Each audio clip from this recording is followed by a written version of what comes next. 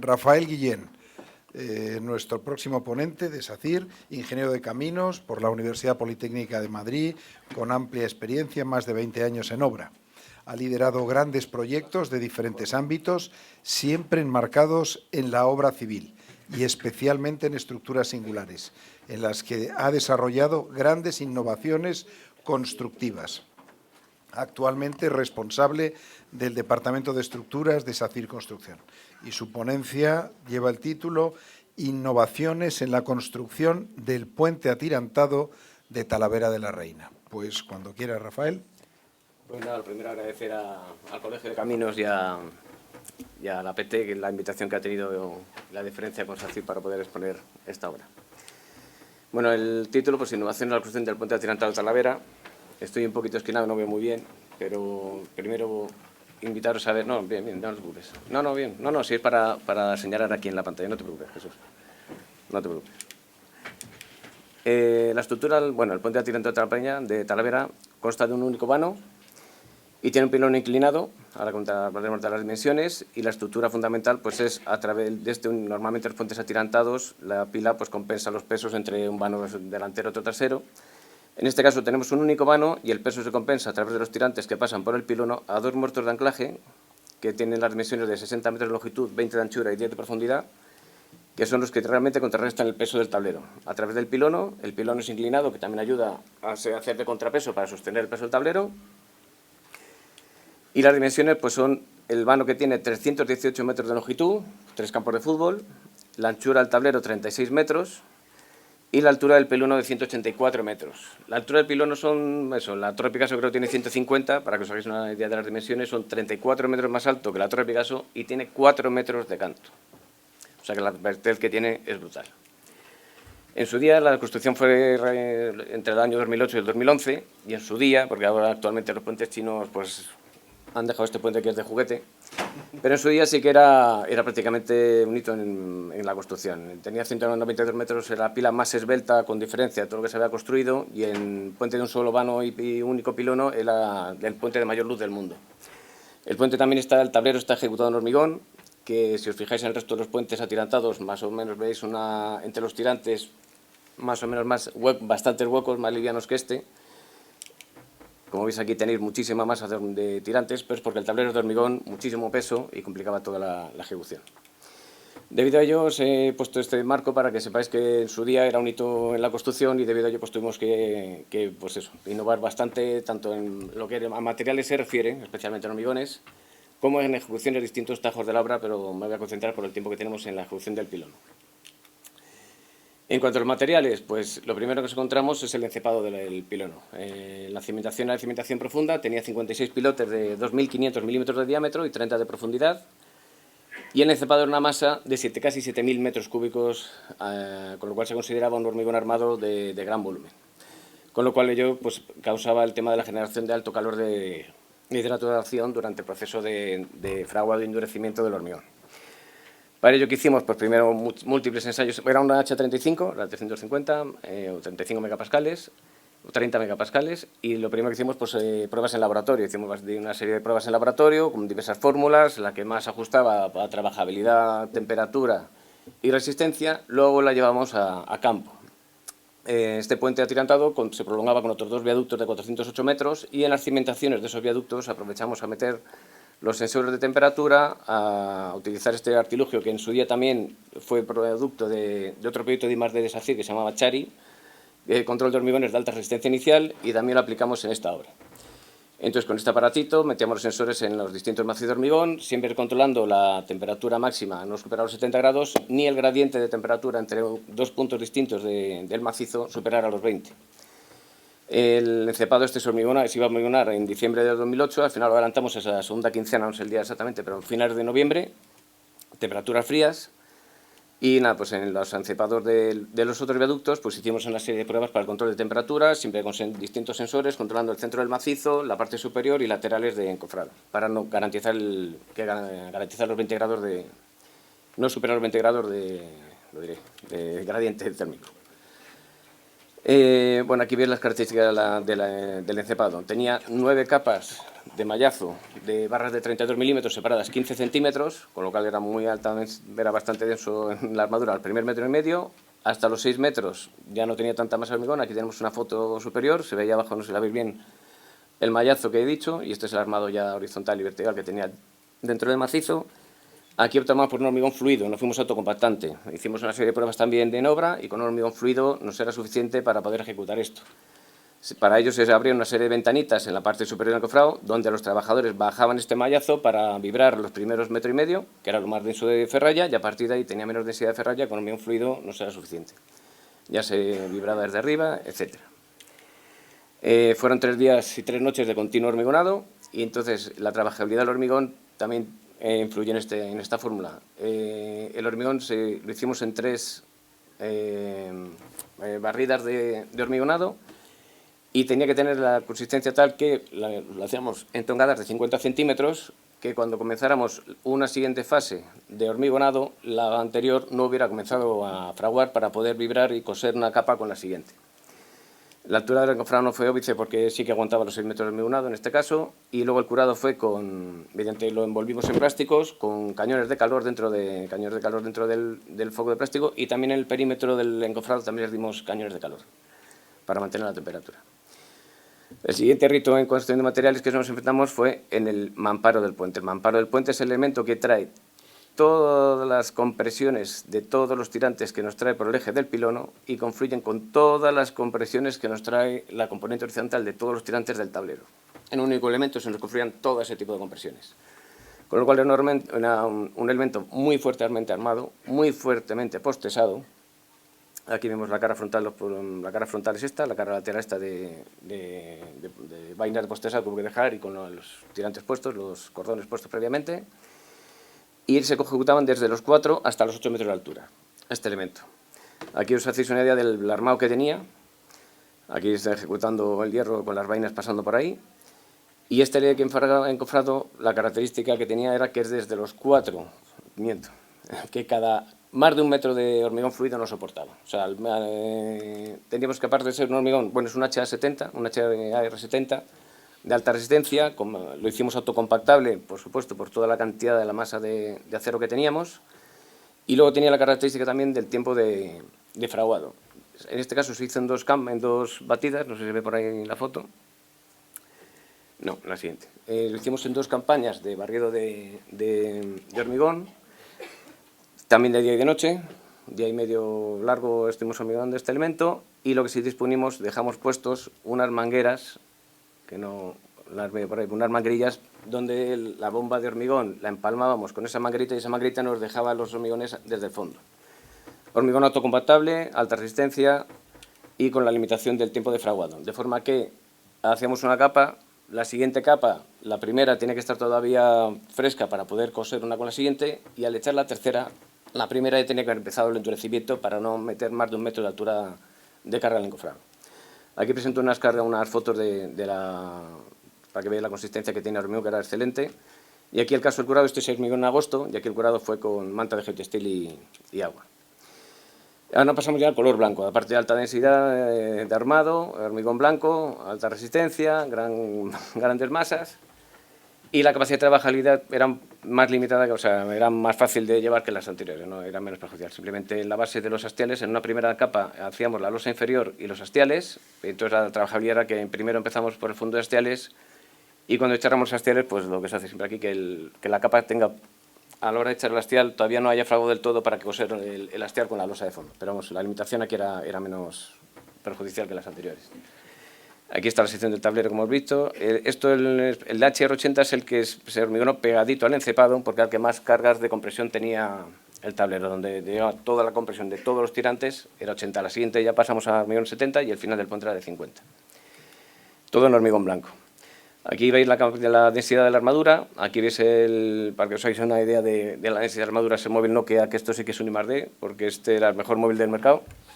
Este en concreto buceó 3 veces y sigue funcionando perfectamente. Pero bueno, veis toda la armadura que tiene el tablero. Este tramo de aquí ya no es el plano inicial que hicimos de 80, este sí era el dial de 70 megapascales, pero para que veáis toda la cantidad de armado longitudinal, posterior longitudinal del transversal que tenía y disponía el tablero.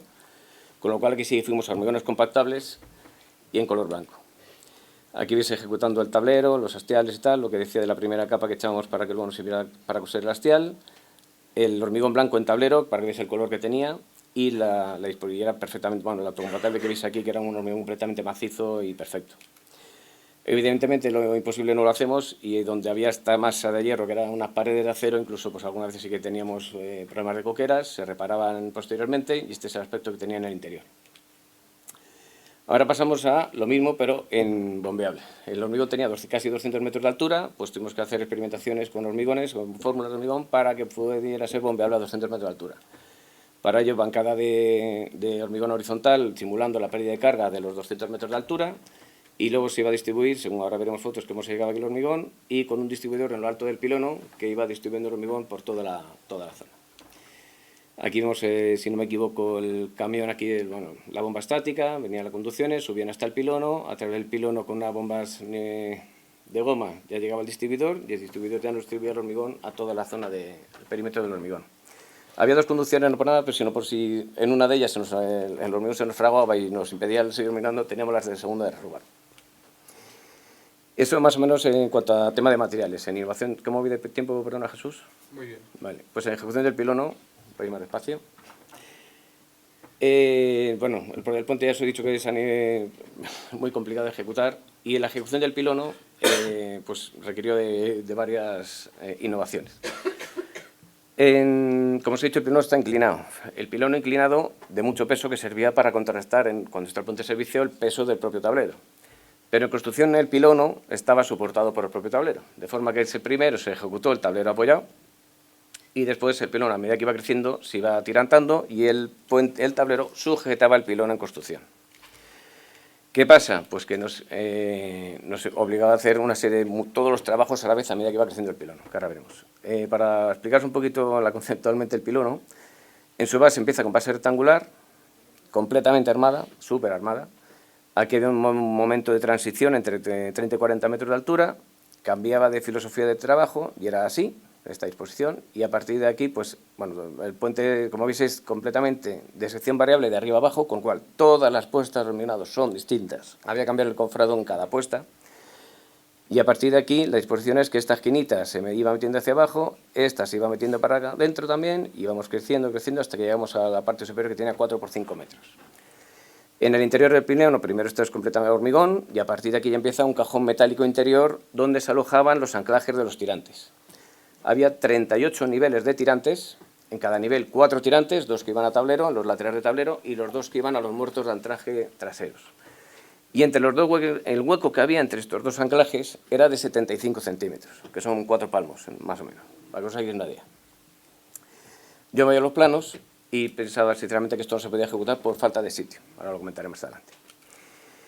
Para ejecutar el pilono que teníamos, pues teníamos que hacer todos los trabajos a la vez a medida que íbamos ejecutando. No podía ejecutar pilonos sin hacer todo el resto, te iba todos a la vez. Pues teníamos que subir el cajón metálico que os he presentado, con todo el armado que tenía el pilono a la vez. Con el cofrado autotrepante por la altura, hicimos autotrepante, y porque cada puesta era distinta, pues por seguridad y por rapidez, decimos el cofrado autotrepante. Teníamos a medida que íbamos haciendo eso todos los trabajos de atirantamiento, tanto hacia el tablero como hacia muertos de anclaje. Dar acceso al personal por interior por exterior, medidas de seguridad para todos, y el cálculo, debido a todo lo que innovamos y lo que pudimos hacer para ejecutar el pilono, el cálculo del protocolo de construcción se adaptó a la forma de cómo se podía construir. En base a todo esto, aquí en plan resumen, pues eso, el cajón metálico, ahora veis rápido cómo se hacía. Hacíamos el cajón metálico con toda la ferralla, con una gran grúa lo subíamos. Este elemento en concreto eran 180 toneladas a 100 metros de altura. Teníamos que ir atirantando por delante y por detrás a medida que íbamos avanzando. Teníamos que dar acceso a los trabajadores por el exterior, a los trabajadores por el interior, varias alturas por el interior, porque según los atirantamientos y las plataformas de trabajo donde nos daban acceso, al principio los tirantes delanteros iban por delante, íbamos 2 o 3 tirantes por delante, y al final acabó los tirantes traseros por delante de los delanteros, hasta que se finalizara el puente. Luego hubo que dar acceso a ese personal, etcétera, como ya he contado. Y esto en el año 2007... Las gafas de realidad virtual y el BIM, pues como que todavía no estaban contemplados. Entonces, mi modelo virtual fue este. Yo me encuentro con ese proyecto, no se sabe cómo se construye, y lo primero que hice fue una maqueta a escala real del cajón del pilono. ¿Por qué lo innové? Porque estos 75 centímetros que tenía de hueco yo pensaba que no podíamos ejecutar los trabajos, la propiedad no me dejaba ensanchar el pilono, entonces inventé este artilugio con unas ruedecitas aquí delante para abrirlo y demostrar que no se podía trabajar y además así determinar qué anchura me tenían que dejar dar al pilono para poder hacer los trabajos por el interior. Una vez ejecutado a escala real, pues se vio que efectivamente tirante a tirante sí que tenía ese espacio para poder trabajar. Entonces se quedó las dimensiones de 3×3 que tenía el cajón inicial y esto me sirvió para meterme aquí dentro con todos y cada uno de los colaboradores que iban a influir en la construcción del puente y diseñar de antemano todos los trabajos que había que desarrollar posteriormente. Pues con los agentes de atirantamiento, qué necesidades iban a tener, las plataformas para ir trabajando a 2 niveles, el acceso que había que dar a las 2 plataformas por el interior, accesos al exterior, etc. Esto es el cajón metálico, empezábamos con 9 metros de altura, la altura no la limitaba la grúa, a medida que íbamos avanzando empezamos con tramos de 9, luego de 6 y luego de 3. En este caso veis el ejemplo del 9, el cajón metálico primero premontado, una estructura auxiliar para dar forma a esa bombótica, esa forma rara que tenía el diseño del pilono, colocación de la ferralla y una vez ya completamente terminado el cajón, con sus GPS para ubicarnos en altura, izar y colocar la pieza. ¿Qué pasa ahora con el tema de atirantamiento? Pues que tenemos ese pilono, 4 metros de canto, que cuando metíamos los tirantes se nos venía para acá, metíamos los tirantes de atrás, se iba para allá, metías otro tirante, se te iba moviendo el pilono completamente delante y atrás. Y luego el sol, que tiene la mala costumbre de salir por el este y meterse por el oeste, con el tema de temperatura, ese cambio de temperatura, los tirantes de un lado, los tirantes del otro, y la propia estructura, se nos movía el pilono también a derecha y izquierda por del orden de 22 centímetros. ¿Qué pasa con todo eso? Que tú tenías ahora que se diseñó un protocolo de control geométrico y topográfico muy estricto para conseguir el pilono, ahora que mandaré en las últimas 2 fotos se verá cómo ha quedado. Pero ya te digo, el movimiento del pilono era brutal y cada día se nos movía hacia un lado hacia otro y tuvimos que desarrollar, el procedimiento para que el pilono quedara en su sitio. Como ya está inventado, que parece muy fácil ahora que lo voy a contar, pero me comí mucho la cabeza para poder darme acceso a los tirantes traseros con toda la parafernalia que había. Entonces aproveché la autocimbra que tiene 2 plataformas inferiores y le añadí una tercera plataforma. Esta plataforma era para darme acceso a los tirantes exteriores, aquí se ve mejor. ¿Qué pasa? Que como esta superficie se iba reduciendo, la de atrás se va reduciendo, esta plataforma se me va moviendo relativamente respecto al eje del pilono, tuvimos que diseñar esta plataforma de forma que era capaz de subir y bajar, avanzar hacia adelante y hacia atrás respecto a esta, y luego tenía una plataforma telescópica para acercarnos al tirante. Aquí veis la plataforma completamente colgada y aquí la veis, si no me equivoco, sí, completamente pegada al este. Ya te digo, subía, bajaba, andaba para adelante y para atrás y luego tenía esta telescópica para poder ya darnos acceso al tirante. Y encima cada tirante cambiaba de ángulo, etc. Y estas las plataformas delanteras, que como si teníamos por delante un ascensorito y tal, pues si inventamos unas plataformitas baratas y chiquititas y fáciles de mover, entonces a través del pilono íbamos subiendo las plataformas según necesitábamos. Para eso también hablé con VSL, que es el que instala los tirantes, para cambiarle una cosa de su propio protocolo que me aceptó y pudimos hacer puente así. Para darnos acceso, bueno, esta es una castanasta de seguridad que tenemos, que gracias a Dios no hubo que ser nunca.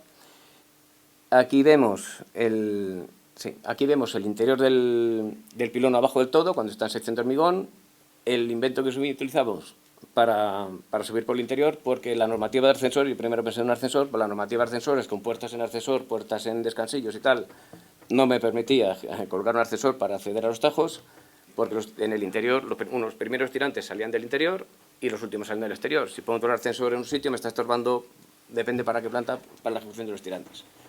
Con lo cual, dándole las vueltas a la cabeza y viendo un día en una fachada los andamios motorizados que utilizan en la edificación, adopté un andamio motorizado de edificación para construir una jaulita para poder subir, una jaulita para que nadie sacara un brazo y hubiera atrapamientos, con una plataforma de trabajo en el superior que sirviera para el mantenimiento del puente, que no estaba previsto. Y aquí vemos una sección en el interior del cajón, los 75 centímetros que estoy hablando. Por supuesto, ibas tumbado. O sea, con la inclinación del pilono, el cajoncito inclinado y subías tumbado. Y este es el final del pilono. Aquí veis ya las fotos finales del pilono, que queda perfectamente vertical y blanquito y bien.